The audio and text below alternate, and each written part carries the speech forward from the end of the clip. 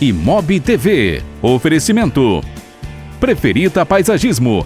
MR Condomínios. Idealize Soluções Financeiras. E Imobiliária Conquista.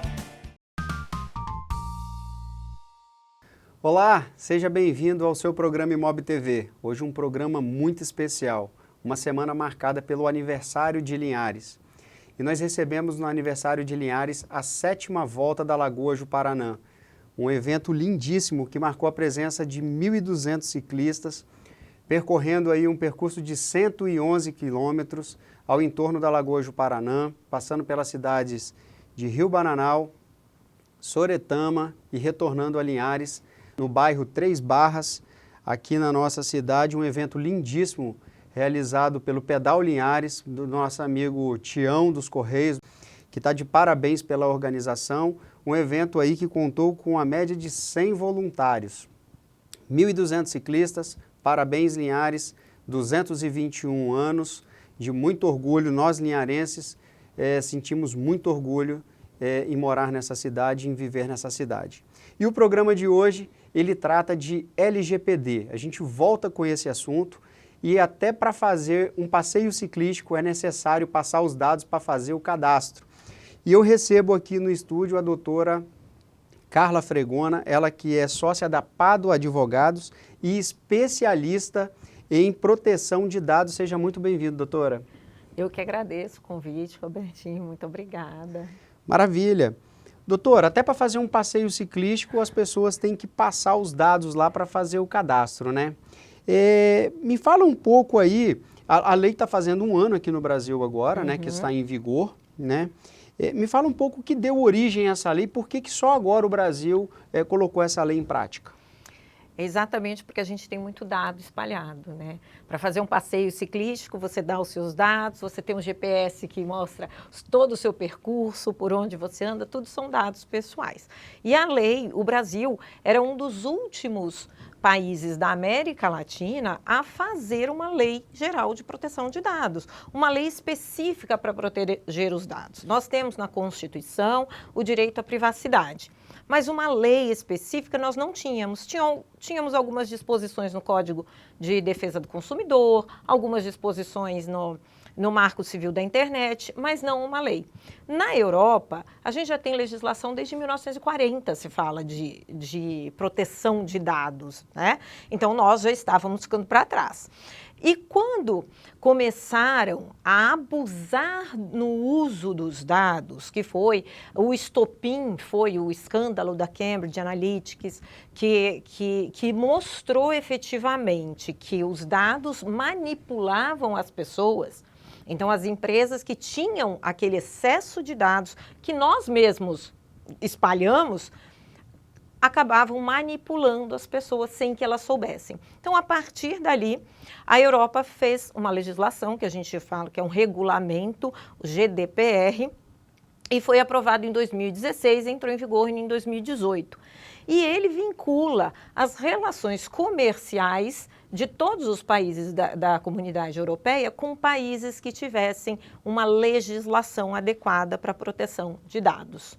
Mais ou menos o equivalente a marcas e patentes, que para eles, para valer de um país para o outro, também proteção de dados. E aí o Brasil se viu numa posição que ele precisava efetivamente se adaptar. Então, na América Latina, como eu falei, nós já tínhamos Uruguai, Chile, Argentina, já estavam com legislações de proteção de dados e o Brasil não. Então, nós tivemos a aprovação da lei e a publicação em 2018, com a entrada em vigor em 2020. Com a pandemia, ela entrou em vigor, mas as penalidades da lei só entraram agora em agosto de 2021. Então as empresas tiveram um ano para fazer uma adaptação aí sem penalidades. Sem penalidades. A grande verdade é que elas tinham 2 anos, de 2018 a 2020. Mas com a lei em prática, elas ainda tiveram... Em vigor, ela teve ainda um ano para se adaptar. Doutora, você falou que até o GPS de um passeio ciclístico que mostra o percurso onde o ciclista passou, ele é um dado importante, né? Pessoal. Eu queria que você explicasse o que é o dado de uma pessoa, né? Que a doutora foi longe, né? Foi num dado de um GPS, o que é o dado de uma pessoa? O dado pessoal é tudo aquilo que identifica ou pode identificar uma pessoa. Então, o que identifica? Seu nome, CPF, RG, até seu endereço te identifica. Por isso que o GPS, a sua localização, pode te identificar. E pode te identificar. Então, é identificável. E aí, são dados que, a princípio, a gente acha que não identifica. Mas pensa num quebra-cabeça. Quando vai se encaixando as peças, você tem o todo. Então, é a mesma coisa. Você chega na pessoa através daquele dado. Então, vamos dizer assim, olha, o apresentador do programa em tal localidade vai chegar em você e ninguém falou o seu nome, né? Então, na verdade, é o que pode levar à identificação. Um e-mail, um número de telefone, tudo isso pode te identificar. Até uma imagem de uma câmera de um estabelecimento, né? A imagem de uma câmera de estabelecimento, tudo pode identificar. E o que seriam os dados sensíveis? Os dados sensíveis foi uma forma da lei falar o seguinte: quem trata dados ou quem coleta dados, existe um grupo de dados que precisa mais cuidado, que são os dados que podem gerar, de alguma forma, uma discriminação. Dados biométricos, dados de saúde, opinião política, filiação a sindicatos, opção sexual, tudo isso pode levar a uma certa discriminação. Então, são dados sensíveis. As empresas, você tem percebido que as empresas estão se adaptando, elas estão prontas para praticar, né, a LGPD? Infelizmente, não. Infelizmente, mas eu acho que assim, a lei veio com uma proposta de mudar a cultura. É realmente despertar em nós, titulares de dados, porque você é titular, eu sou titular, todo mundo é titular de dados. Os dados são meus. E quando eu entrego esses dados para alguém, no momento que eu vou fazer uma aquisição de uma casa, na hora que eu vou alugar um imóvel, na hora que eu vou fazer a compra numa internet, que eu baixo um aplicativo, eu estou entregando o meu dado para alguém. Né? E aí, essa empresa, essa pessoa precisa me informar como ela utiliza o dado. E é isso que não vem acontecendo. E tem um estudo recente que diz que cerca de quase 70% das empresas no país, no Brasil, o que é muita empresa, ainda não se adequaram à LGPD. Portanto, ainda estão usando os dados sem dar essa informação e com a segurança que a lei exige. Porque a lei veio exatamente para... A lei não veio falar assim, olha, não pode usar o dado. Pode. Não é que você vai chegar lá na construtora e falar assim, ah, não, eu quero comprar um imóvel, mas eu não vou dar meu dado. Não funciona assim. A construtora vai poder pegar todos os seus dados, mas ela precisa te contar o que faz com aquele dado. Vai analisar o crédito, Vai né? analisar o crédito. Então, ela pode usar, sim, o dado. A lei não veio inviabilizar negócio, não veio impedir o uso do dado.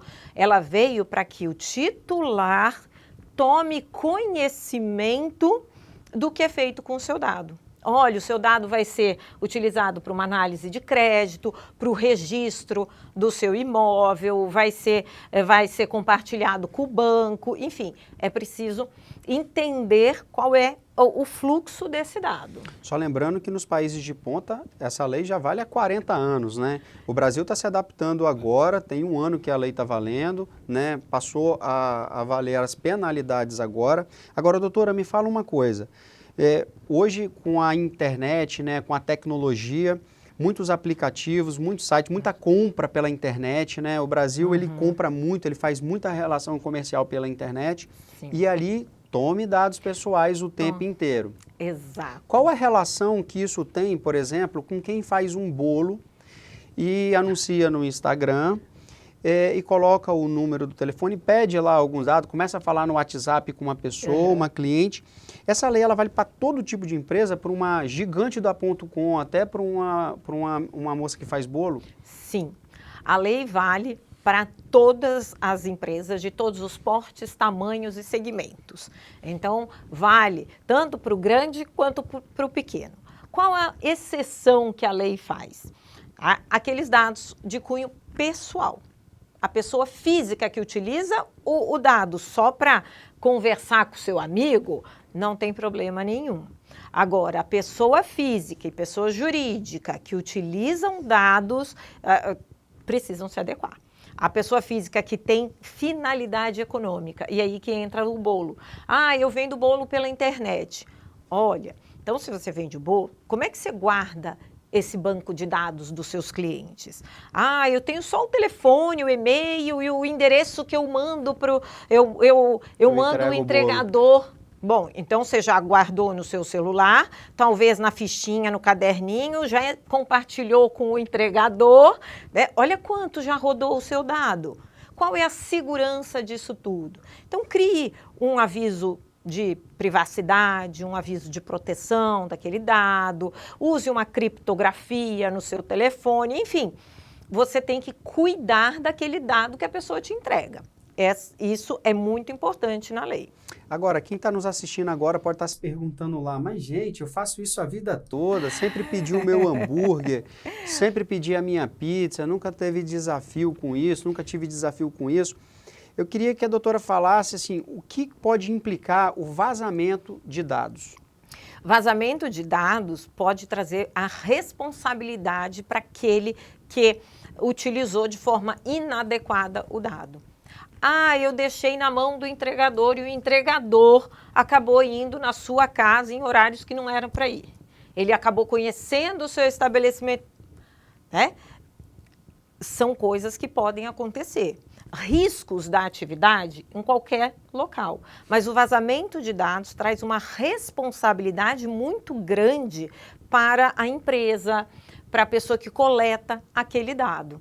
Então, recentemente a gente teve aí alguns vazamentos de dados, nós tivemos grandes empresas, lojas de departamento, que gera essa responsabilidade. O caso da Cyrela, por exemplo. O caso da Cyrela não foi de uma construtora, não foi um caso de vazamento de dados. Houve apenas o compartilhamento de dados sem a informação do consumidor.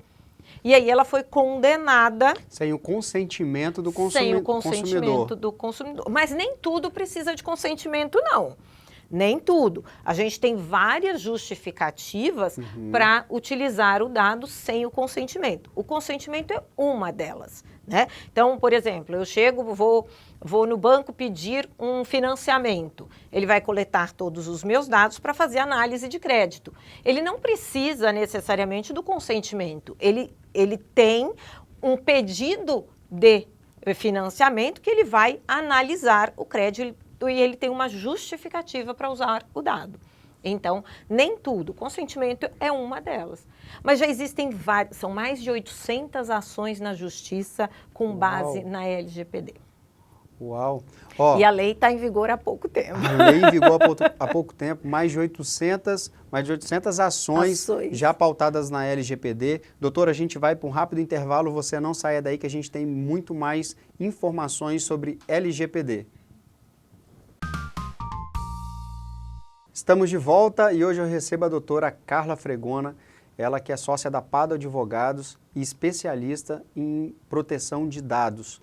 Antes de voltar a falar com a doutora Carla, nós iniciamos o programa falando do aniversário de Linhares, Linhares que completa 221 anos e foi marcado pelo 7º pedal Volta da Lagoa Juparanã. Vou pedir a Carlinha para colocar mais imagens aí desse lindo passeio ciclístico, promovido pelo Pedal Linhares, nosso amigo Tião dos Correios aqui de Linhares.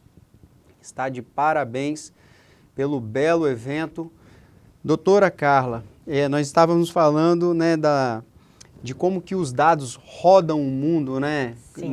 À medida que você vai numa farmácia, você passa a sua informação ali, os seus dados eles viajam por aí. Numa rede de farmácia que você compra aqui em Linhares, você pode comprar lá na Paraíba, em São Paulo, que o seu dado vai estar lá. Quais são as medidas de segurança que as empresas podem tomar para evitar que os dados o seu banco de dados vaze? Então, existem diversas medidas de segurança e isso cada empresa precisa analisar. Mas a gente sempre fala, olha, o mínimo tem que ter um antivírus, uso de criptografia de banco de dados, anonimização, às vezes, do dado, que é uma técnica de desvincular da pessoa o dado. Enfim, existem diversas técnicas de segurança que a empresa pode se utilizar. Além disso, e um dos pontos mais importantes é a questão da conscientização. É todo mundo se envolver e aí vem a questão da mudança de cultura, né? Entender o que se faz com o dado, com quem você vai compartilhar, como você vai guardar aquele dado, porque eu não posso com o dado... Quer ver? Nós tivemos um caso, por exemplo, logo que entrou em vigor, sobre venda uma ação civil pública do Ministério Público do Distrito Federal, que impedia uma empresa de vender dados. Estava na internet, ele vendia pacotes de bancos de dados, né? Quantas vezes caiu o dinheiro na sua conta pela venda do seu dado? Que provavelmente seu dado já foi vendido, né? Na minha conta não caiu nada, mas meu celular recebeu várias ligações, né? Aí Assim como de várias pessoas que estão nos assistindo aqui. Exatamente. Então, gerou aborrecimentos, gerou perturbações. Então, isso pode afetar não só nós, como titulares de dados, assim como a imagem da empresa. Então, é por isso que a gente fala, olha, treinamento, conscientização, entender o fluxo. Olha, eu coleto um dado que eu nem uso. Para que coleta? Vamos diminuir isso daí, vamos apagar periodicamente um banco de dados que você não utiliza mais. Ah, mas pode ser que eu vá usar. Melhor não guardar, é uma responsabilidade sua se vazar, você que vai ter que pagar, enfim. Então, a gente fala que a lei trouxe essa conscientização tanto para a empresa, para diminuir esse seu banco de dados e usar realmente o que ela precisa, quanto para o titular, que passa a ter mais segurança, né? Porque quantas vezes você perguntou na farmácia para onde ia a sua biometria, que agora eles coletam biometria, né? Mas quantas vezes você perguntou? Quantas vezes você perguntou quando alguém te pede um CPF? E a gente distribui dados, a gente já trocou muito e-mail para baixar e-book, já trocou muito e-mail, forneceu muita informação em troca de algum desconto, de algum benefício. Isso é comum as pessoas fazerem. E quando a gente ouve a doutora falando sobre esse banco de dados, isso serve para o seu celular. Às vezes você é um despachante, por exemplo, automotivo. Sim. Ou um despachante imobiliário. Você recebe no seu WhatsApp diversos documentos dos seus clientes. O seu celular, ele é um banco de dados ambulante. Exato. Que você pode perdê-lo a qualquer momento. Olha o incidente de segurança aí, um vazamento. É extremamente responsável pelo vazamento desses dados. Exato. Então, qual é a orientação para esse tipo de profissional que o celular é o próprio banco de dados?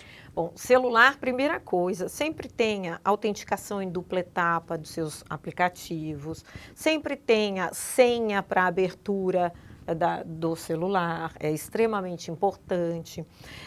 Quando você vai passar documentos, é importante, tem vários aplicativos que você pode utilizar para criptografar, e aí a pessoa que recebe, ela vai ter uma senha para abrir aquele documento. Oriente a pessoa que recebe aquele documento a limpar aquele documento do seu celular. Já tem até alguns aplicativos que você encaminha e o documento se autodestrói.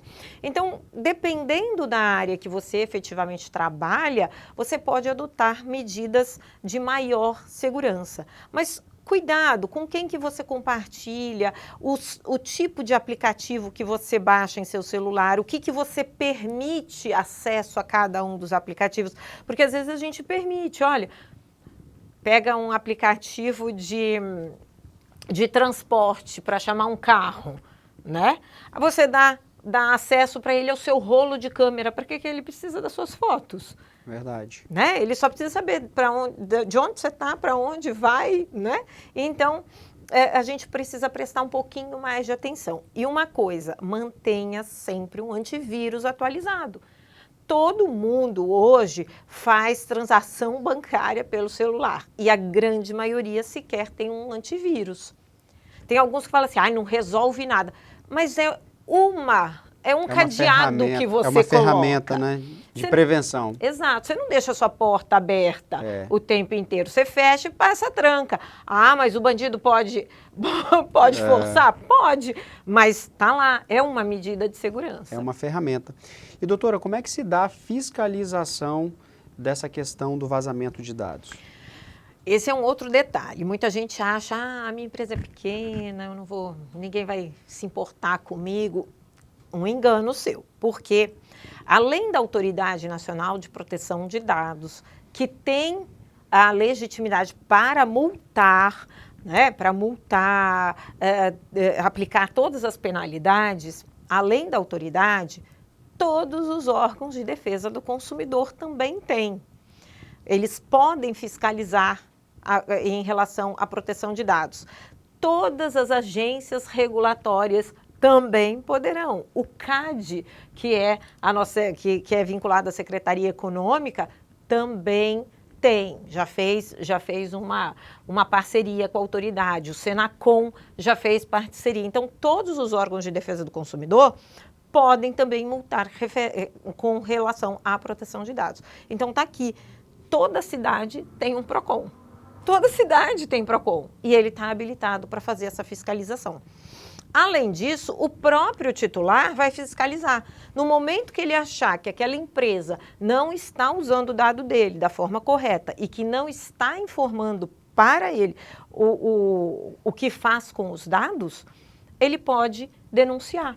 Ele vai lá, abre o site da ANPD, que é a Autoridade Nacional de Proteção de Dados, já tem lá o formulário que ele pode fazer a denúncia e encaminha e alguém vem fiscalizar. Com toda certeza. Então, a orientação para as empresas é deixar claro como que ele utiliza os dados dos clientes, né, de uma imobiliária, por exemplo, de uma construtora, de um banco, vale para todas as empresas, então tem que deixar claro como que trata o dado. Exato. É basicamente isso. É basicamente isso. A gente fala proteger os dados. E proteger os dados. O que a gente fala é assim, tem que ter uma política de privacidade de dados, né? Então, a empresa tem que contar o que ela faz, como guarda, por quanto tempo, com quem compartilha e se acontecer um vazamento, quais as medidas que ela toma. É isso que ela precisa ter dentro da empresa.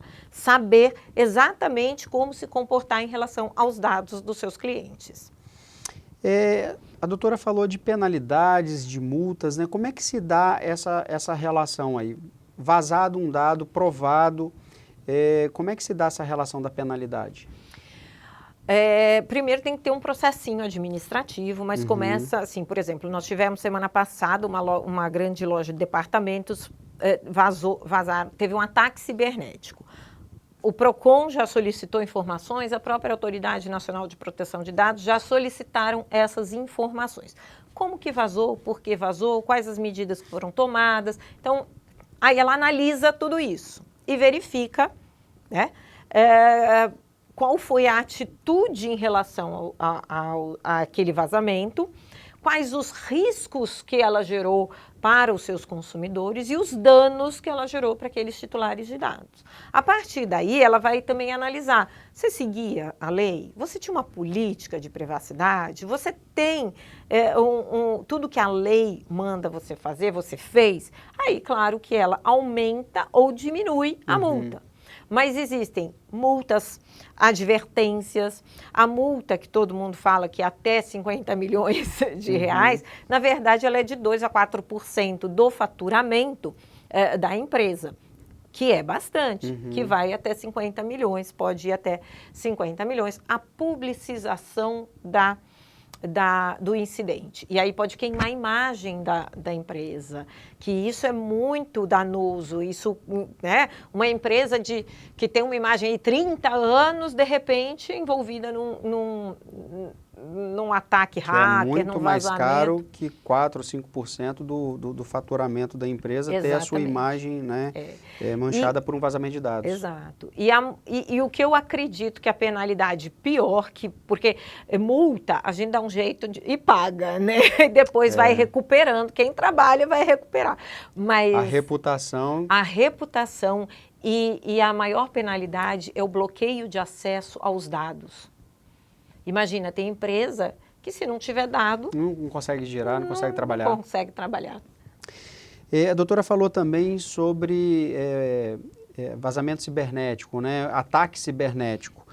Quando uma empresa é hackeada, como é que se dá isso? Como é que as autoridades entendem isso? É responsabilidade da empresa porque deixou o sistema, a porta aberta? Como é que funciona isso? Tudo é analisado, mas é assim mesmo. Então, quais as medidas que ela realmente tomou para não acontecer aquilo? Tá. Né? Dizer que não vai acontecer, a gente não pode. Então, já existe aí uma máxima... Os bancos, às vezes, são, né, tem o sistema invadido, vários né? casos. A gente já não fala mais se aconteceu um vazamento. Quando?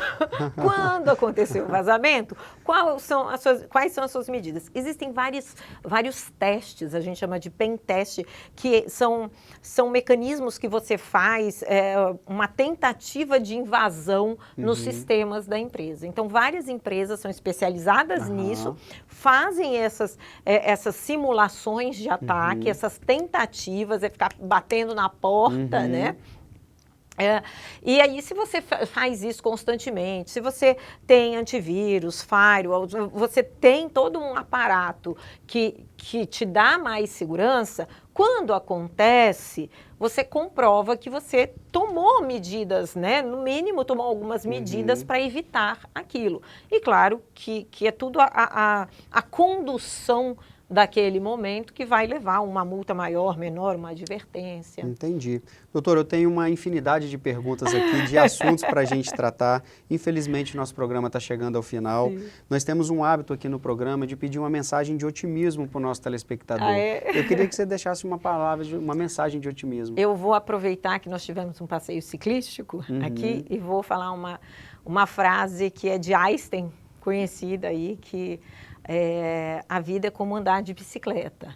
Para se manter em equilíbrio, precisa estar pedalando, né? Precisa estar em movimento. Então, a gente não pode parar de pedalar. Né? De pedalar. Maravilha. Doutora, muito obrigado. Parabéns pelo trabalho de vocês lá no Pádua Advogados, um belo escritório, referência aqui em Linhares. Manda um abraço lá para o André, para toda a sua equipe. Obrigada. Você pode rever esse programa no nosso site mobtv.com.br e ouvir o áudio desse programa no nosso podcast.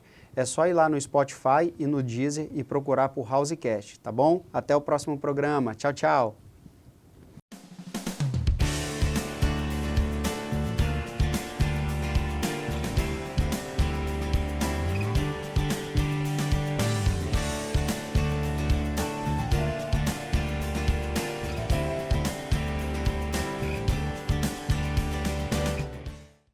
Você assistiu o Imob TV. Oferecimento: Preferita Paisagismo, MR Condomínios, Idealize Soluções Financeiras e Imobiliária Conquista.